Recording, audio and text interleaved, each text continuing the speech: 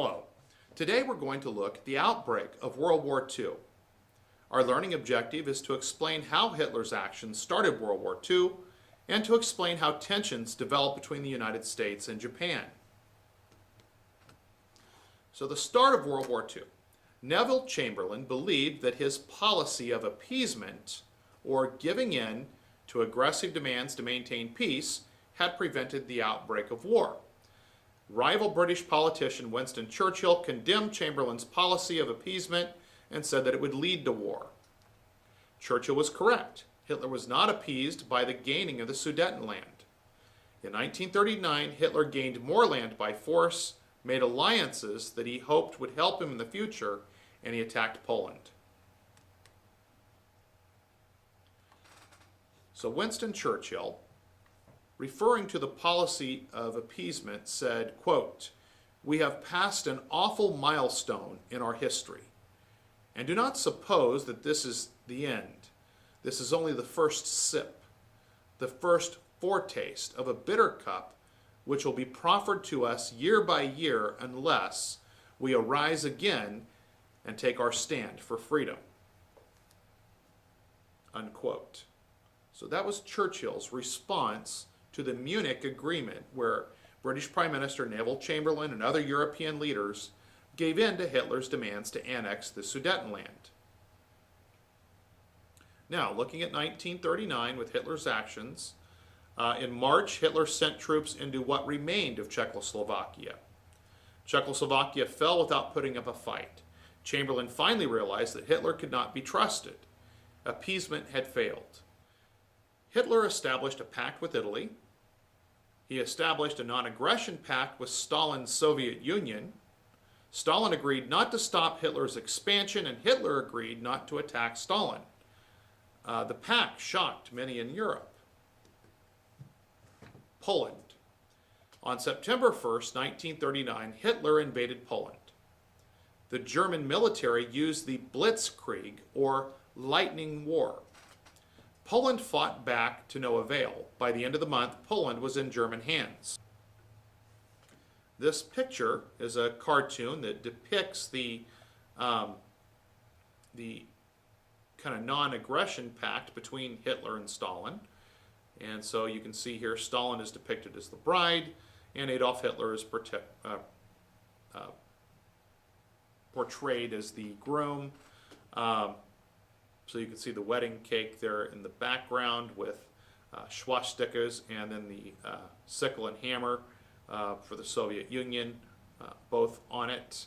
And of course it asks the question down at the bottom, how long will the honeymoon last? This once again in reference to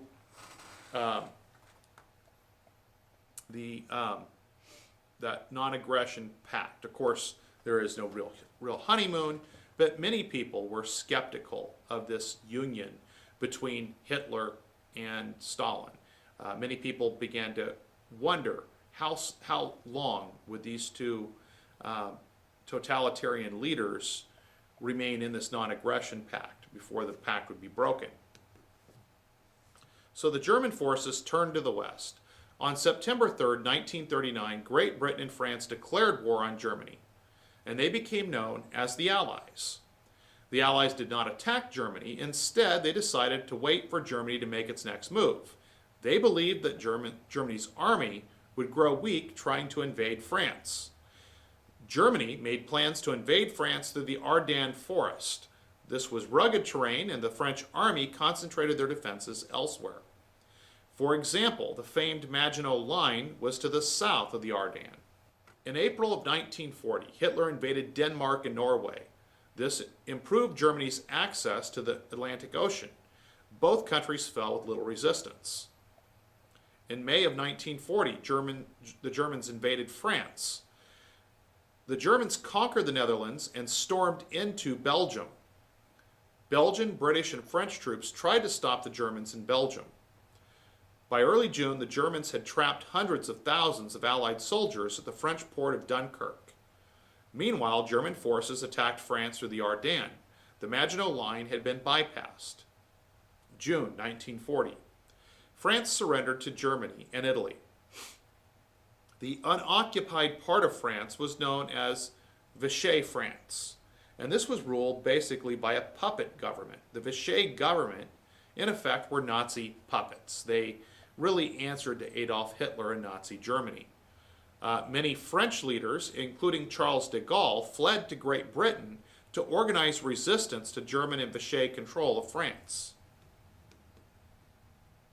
So really pretty much by this point in time, by June of 1940, the only thing really, for the most part, the only major country in Europe to have remained out of the grasp of Adolf Hitler was Britain.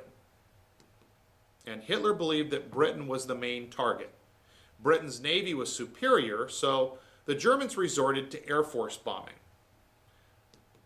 Approximately 200 German bombers pounded London. British radar saved the day. They saved Great Britain from possible Nazi domination. The battle was fought primarily in the skies over Britain and the English Channel. Nearly 500 RAF pilots are killed. The RAF, of course, being the Royal Air Force of Great Britain. And the RAF lost 915 fighter planes.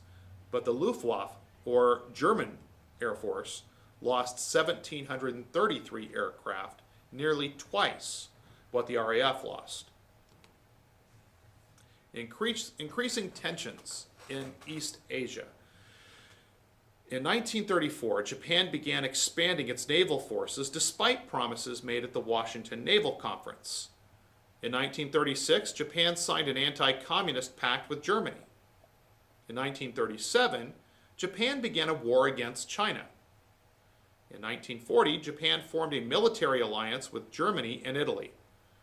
These nations were known as the Axis powers.